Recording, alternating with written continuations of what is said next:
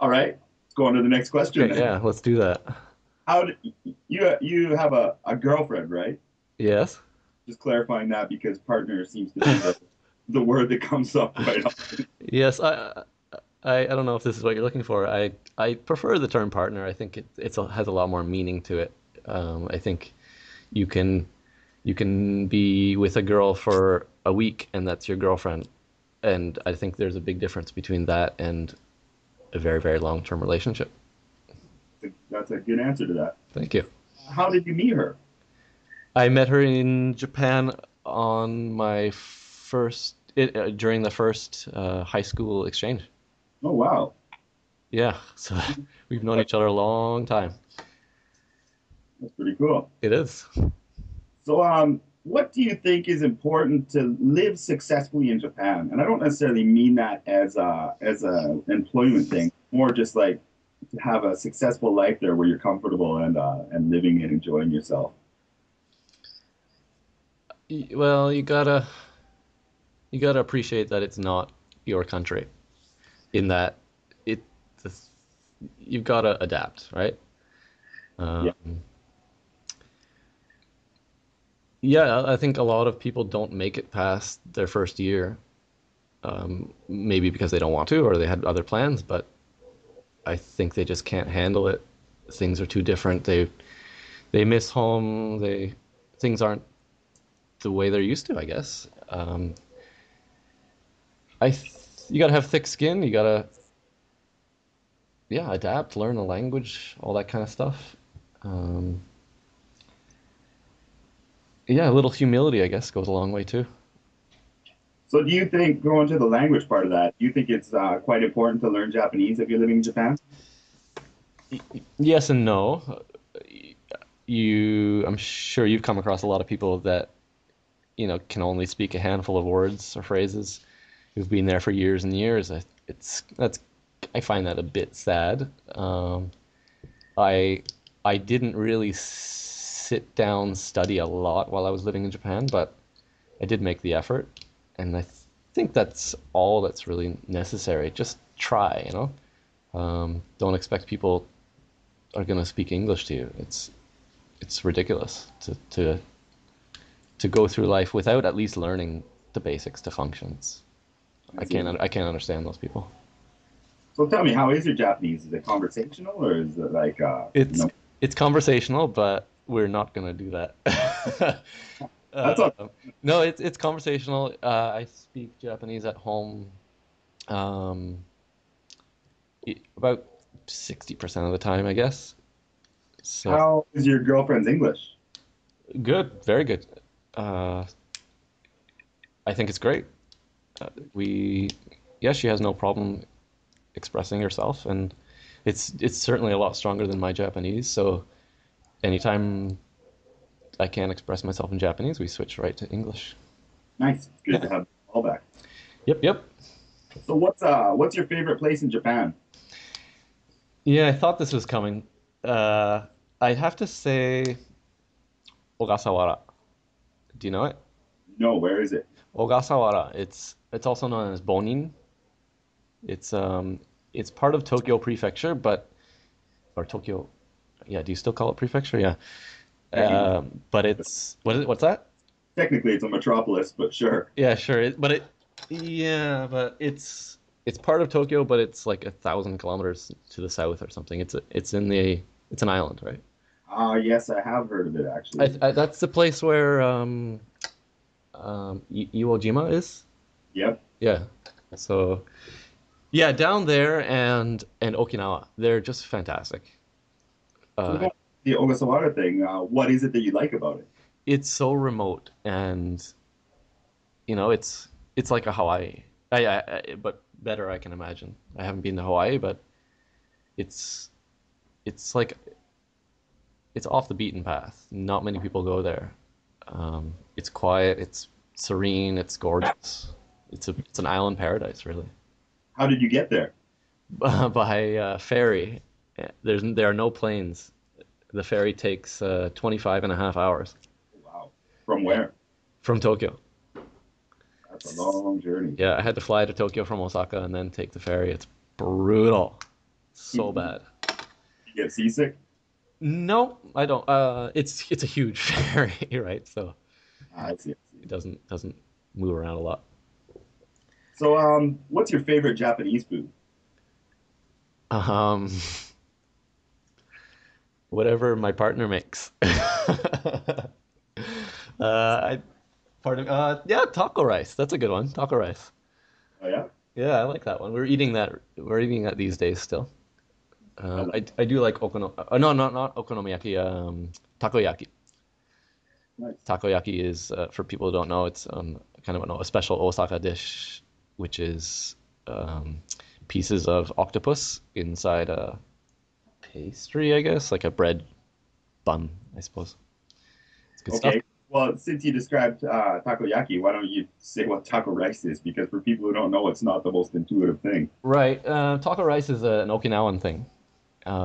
It's a bed of rice with basically all of your taco seasonings on it. And so instead of a tortilla shell, you put everything down on rice.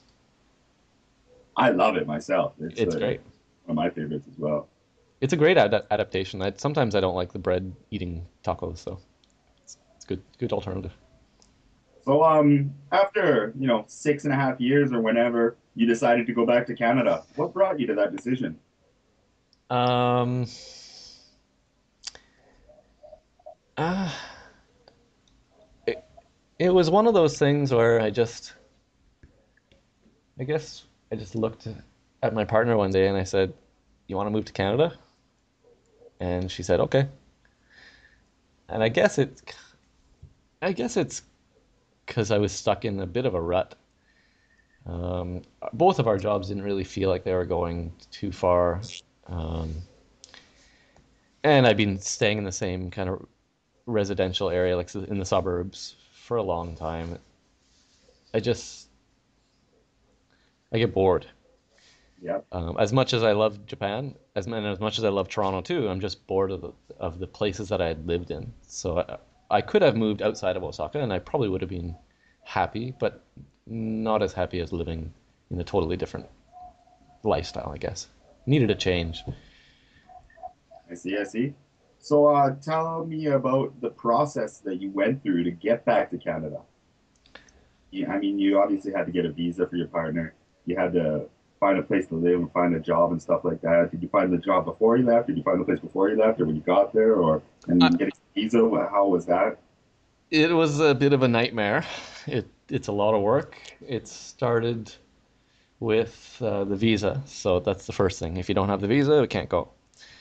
Um, the application took, well, getting all the paperwork is just nuts. But I think we waited about 10 months, so maybe about 9 or 10 months for the visa to come.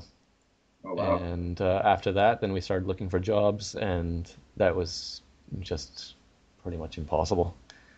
Um, we decided that we'd spend the first few months in Canada just hanging out, figuring out, getting our bearings, and enjoying life, having a vacation, and looking for jobs when we felt like it. And that's what we did. Now we both got jobs. sounds like a good life. So, what you're teaching now? Is that correct? Yep. And are you enjoying it? Or is it different teaching in Canada versus Japan?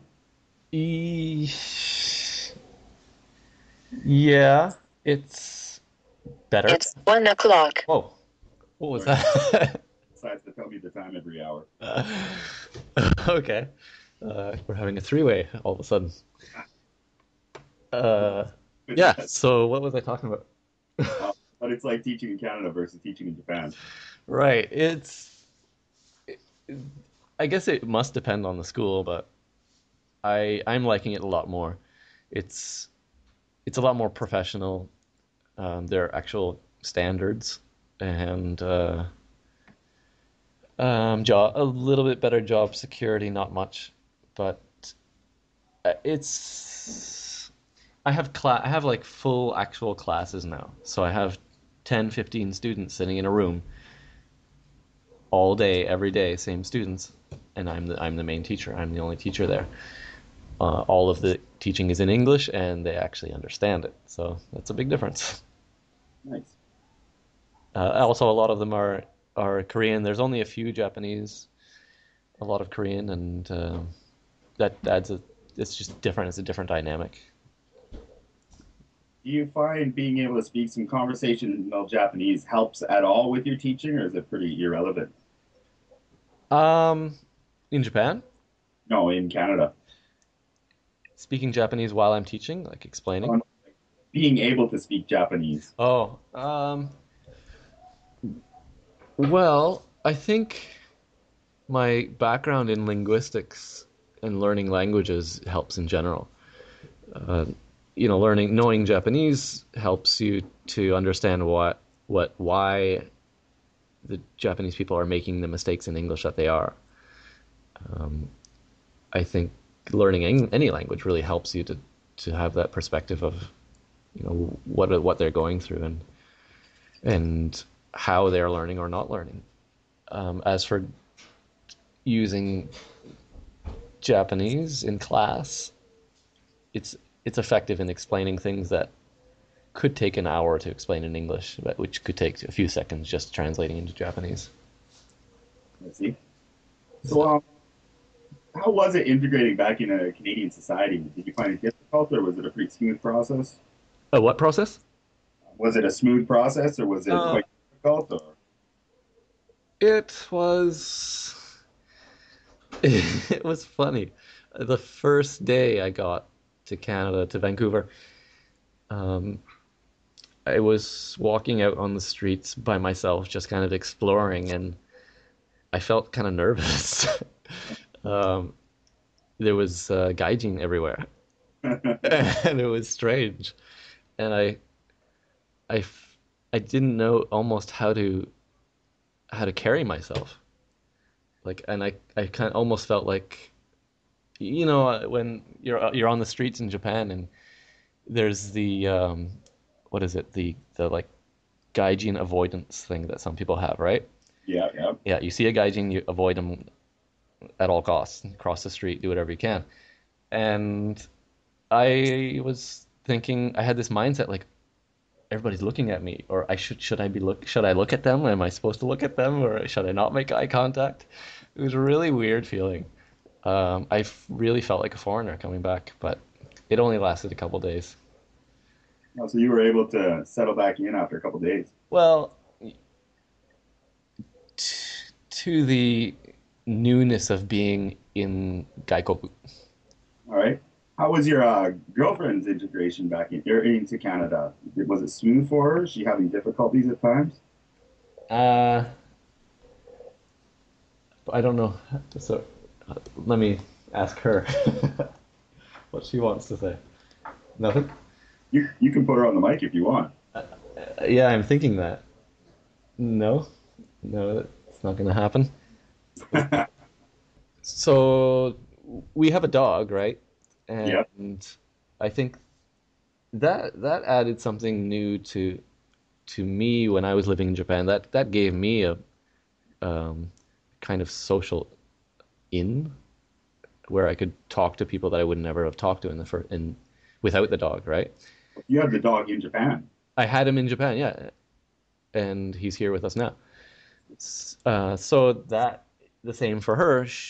Our dog, walking our dog allowed her to get to know people, talk to people, um, and get herself integrated a bit better. And now I think she's quite comfortable where she is. That's good. That's good. A dog kind of gives you an instant in group wherever you're at. Definitely, yeah, for foreigners and natives alike. I have the Yeah, same thing with my kid. with your kid, yeah, sure. Except it's no problem to put your hands all over my dog, but Yeah. not the kid, right?